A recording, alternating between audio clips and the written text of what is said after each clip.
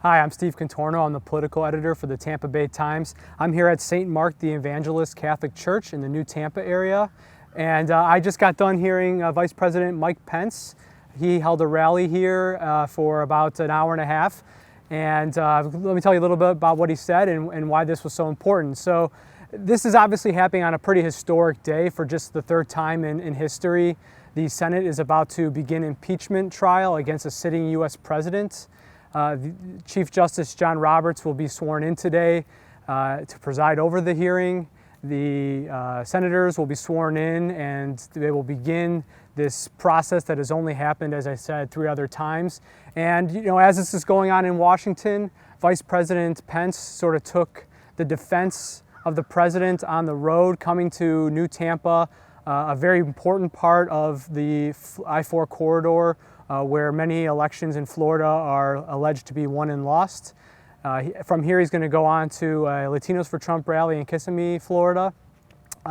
Inside today, he sort of gave Trump's case for another 4 years, but also sort of the impeachment defense. He said the House Democrats right now, or previously had their say. Senate Republicans, he assured them, are going to quickly get through this and likely dismiss it. And then in November, he said, come November, the American people are going to have our say.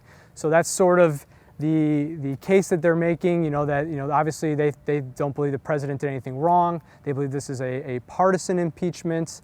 Democrats would say there's a lot to their case, and we'll get to some of that a little bit more in a second, because there was some breaking news last night that involves the vice president that we're going to want to talk about as well. But to talk a little bit more about what he said inside the Venetian Center here at St. Mark Church, he talked a lot about some of the president's accomplishments that they are going to try to talk a lot about on the campaign trail that you can expect to hear time and time again. Number one is the economy. That's the thing that they think that is going to help them the most win re-election. They believe that the stock market, low unemployment, all those factors are going to be important for the president as he makes his case for re-election. Obviously, there are a lot of Democrats who would say that this economy hasn't worked for everybody, and that's going to be their sort of counter argument. There was some protesters outside of this event. Several of them have made that case that this economy may be booming for Fortune 500 companies and people with 401ks, but not necessarily for everyday average Americans. He also talked a lot about how America is safer. They are making a strong defense of the president's recent actions in Iran. The killing of the Iranian general came up, and that incites a lot of shouting from the audience. This was a pretty raucous crowd. There was about 400 people in there, maybe close to 500. They were, they were older in age. This is, started at 1 o'clock in the afternoon, and this is Florida after all. But they were here in large numbers. They were loud. There were points where I couldn't even hear what the vice president was saying, because the shouting, impeach Pelosi, impeach Schiff, was so much louder than even the vice president. He's not as loud and not as dominating as the president, and it wasn't as large of an event as some of the other venues that they've held events in. So a little bit more intimate, a little harder to hear. Very interesting sort of take. He also made a big push for the Space Force, which is a bit controversial, but could mean a lot in Florida, given that we have the Space Coast and the large investments that the Trump administration has made in the space industry is something that the campaign is going to be talking about a lot here. Governor Ron DeSantis, who spoke before the event, before Vice President Trump spoke, he also talked a lot about Vice President Pence's work trying to get the Space Force and the Space Coast up and running and make new investments that we haven't really seen there since some of the winding down of the missions of the 70s, 80s, and 90s. So that's going to be a big push that they make on the east coast of the state, and obviously every vote's going to count here in Florida. The last election was decided by just 30,000 votes in 2018. So some other things that we had. Joe Gruters, the chairman of the Florida Republican Party, was here. Him and Ron DeSantis, they both met Vice President Pence on the tarmac. The vice president also stopped at West Tampa Sandwich Shop, a sort of iconic Cuban restaurant, and they met some folks there. It's pretty typical campaign must visit for any Republican or Democrat coming through the area. I want to talk about something else that happened overnight because it's really important to sort of the subcontext of what was going on inside there. There was an interview last night that Lev Parnas, a Ukrainian-born businessman, he lives in South Florida, so he has ties to our state.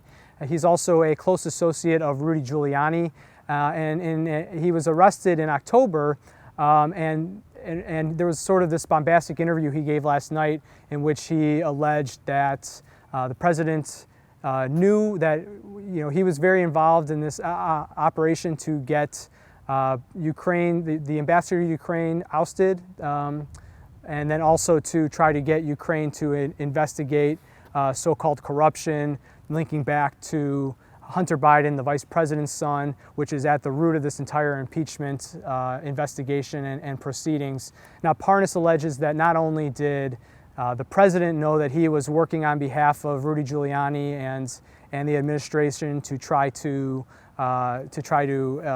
influence and pressure and put this pressure campaign on Ukraine's administration and their new government, but he also said Vice President Pence knew about it. He said that Pence didn't go to the inauguration as part of that pressure campaign.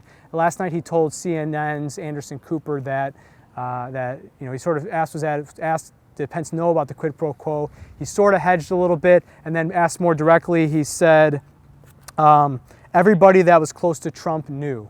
So obviously that's not something Pence talked about inside this rally, but that's important subtext to what was going on in there.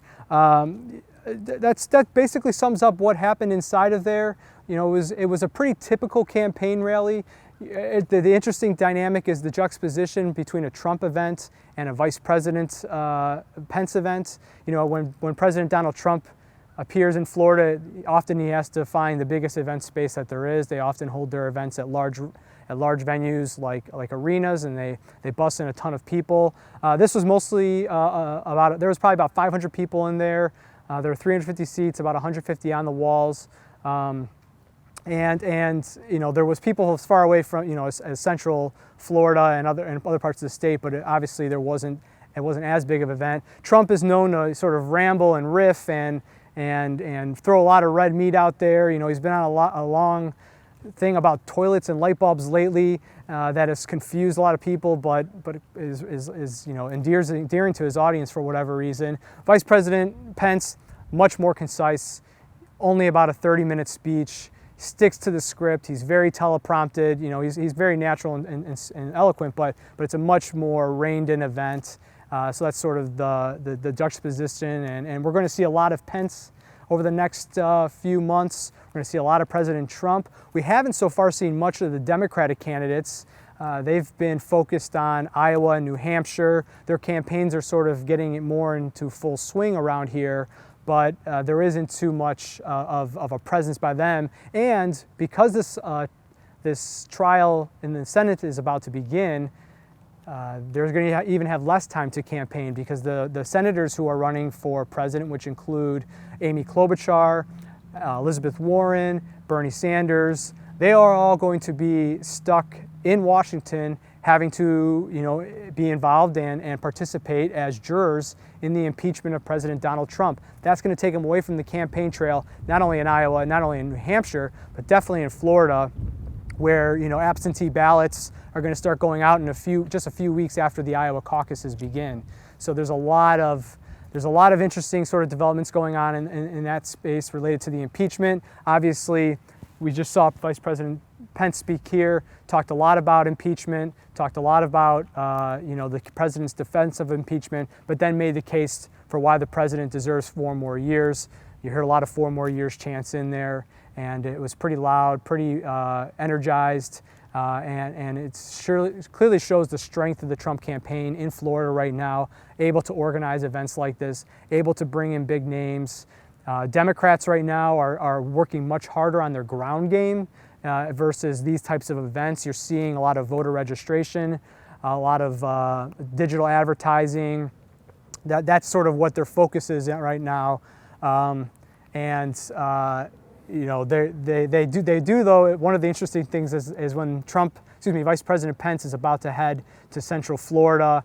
and hold a Latinos for Trump rally.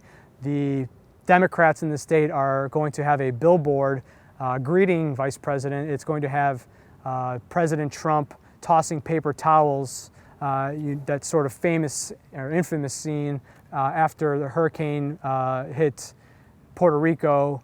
President Trump made a visit to the island, and his attempt at disaster relief was to toss paper towels, doing a little sort of follow through and everything. That picture of him doing this, that is going to be on a billboard, ready to greet Vice President Pence. That's sort of how Democrats are trying to counter the president's large campaign presence here when there isn't any candidates to come and there isn't a unified Democratic Party right now. So I hope that gave you a little bit of sense of what this event was here and why we were covering it and what we got out of it. And you can find coverage of it tomorrow in Tampa Bay Times and always at tampabay.com. If you haven't already, you should sign up for our newsletter. It comes out every Thursday. Politics, what is happening in Florida that you need to know about.